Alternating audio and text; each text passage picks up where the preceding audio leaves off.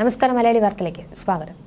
ദേവേന്ദു കൊലക്കേസിൽ പ്രതി ഹരികുമാറിനെതിരെ ദേവേന്ദുവിന്റെ അമ്മയുടെ മൊഴി. കുഞ്ഞ് ശല്യമെന്ന് പറഞ്ഞ് 2 ദിവസം മുമ്പ് ഭീഷണിപ്പെടുത്തിയെന്നും അമ്മ ശ്രീതു പറഞ്ഞു.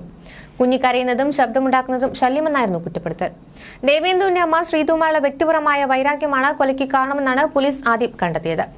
ഉറങ്ങിക്കിടന്ന കുഞ്ഞിനെ ആരുമറിയാതെ എടുത്ത് കിണറ്റിലിട്ടുവെന്നായിരുന്നു ഹരികുമാറിന്റെ മൊഴി. സഹോദരനും സഹോദരിയും തമ്മിലുള്ള പ്രശ്നത്തിന്റെ പേരിൽ കുഞ്ഞിനെ എന്തിനു കൊന്നു എന്ന ചോദ്യത്തിന് ഉത്തരമായിട്ടില്ല.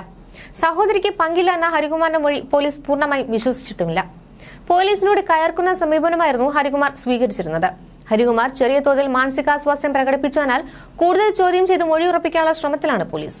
കുഞ്ഞിനെ പുലർച്ചെ പിതാവ് ശ്രീജിത്തിന്റെ അടുത്ത് കിടത്തിയ ശേഷമാണ് ശുചിമുറിയിലേക്ക് പോയതെന്ന് അമ്മ ശ്രീതു ആദ്യം പറഞ്ഞിരുന്നത്. ശ്രീജിത്തും ശ്രീതുവും തമ്മിൽ അകൽച്ചയിലായിരുന്നുവെന്ന കാര്യവും പോലീസ് പരിശോധിക്കുന്നുണ്ട്. കുട്ടിയുടെ ശരീരത്തിൽ മറ്റു മുറിവുകളൊന്നും ഇല്ലെന്ന് ഇൻക്വസ്റ്റ് റിപ്പോർട്ടിൽ പറയുന്നു. ബലപ്രയോഗം നടത്തിയതിന്റെ ലക്ഷണങ്ങളും ദേഹപരിശോധനയിൽ കണ്ടെത്തിയില്ല. ഹരികുമാർ മാനസിക വെല്ലുവിളി നേരിടുന്നയാളെന്നാണ് പോലീസ് പറയുന്നത്. എന്നാൽ ഇതൊക്കെ അന്വേഷണത്തെ വഴിതെറ്റിക്കാനുള്ള ശ്രമമാണെന്നാണ് നിഗമനം. ഒരു സഹോദരിയോടുള്ള സ്നേഹമായിരുന്നില്ല ഹരികുമാറിന് ശ്രീതുവിനോട് തോന്നിയിരുന്നത്. ശ്രീതുവും ഹരികുമാറും നിഗൂഢ സ്വഭാവമുള്ളവരാണെന്ന് പോലീസ് പറയുന്നു.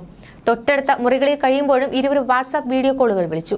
ശ്രീതു മതപഠന ക്ലാസുകളിൽ പങ്കെടുത്തിരുന്നുവെന്നാണ് റിപ്പോർട്ടുകൾ. ഹരികുമാർ ആലപ്പുഴയിലെ ഒരു പൂജാരിയുടെ സഹായിയായിരുന്നു. സ്വന്തം മകൾ മരിച്ചിട്ടും ശ്രീതുവിന് യാതൊരു ദുഃഖവും ഉണ്ടായിരുന്നില്ല. സംസ്കാര ചടങ്ങിൽ പോലും യുവതി പങ്കെടുത്തില്ല. പല കുരുക്കുകളിൽ നിന്നും ഹരികുമാറിനെ രക്ഷിച്ചത് കുഞ്ഞിന്റെ അമ്മ ശ്രീതുവായിരുന്നു. പിന്നീട് സഹോദരിയോടും വഴിവിട്ട താല്പര്യങ്ങൾ കാണിച്ചു. ഹരികുമാറിനെ പ്രകോപിപ്പിക്കാതിരിക്കാൻ ശ്രീതു പലപ്പോഴും ശ്രമിച്ചിരുന്നു.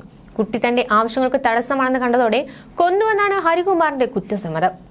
ഒരാഴ്ച മുമ്പ് അടിയന്തര ചടങ്ങിനെത്തിയ ബന്ധുക്കൾ ചേർന്ന് ശ്രീതുവിനെയും ഭർത്താവ് ശ്രീജിത്തിനെയും ഒന്നിപ്പിക്കാൻ മധ്യസ്ഥ ചർച്ച നടത്തിയെങ്കിലും ശ്രീജിത്തിനൊപ്പം പോകില്ലെന്ന് ശ്രീതു വാശി പിടിച്ചുവെന്ന് അയൽക്കാർ പറയുന്നു. ഇത് ഹരികുമാറിന്റെ ഭീഷണിയെ തുടർന്നാണോ എന്ന് പോലീസ് പരിശോധിക്കുന്നുണ്ട്. ന്യൂസ് ഡെസ്ക് മലയാളി വാർത്ത.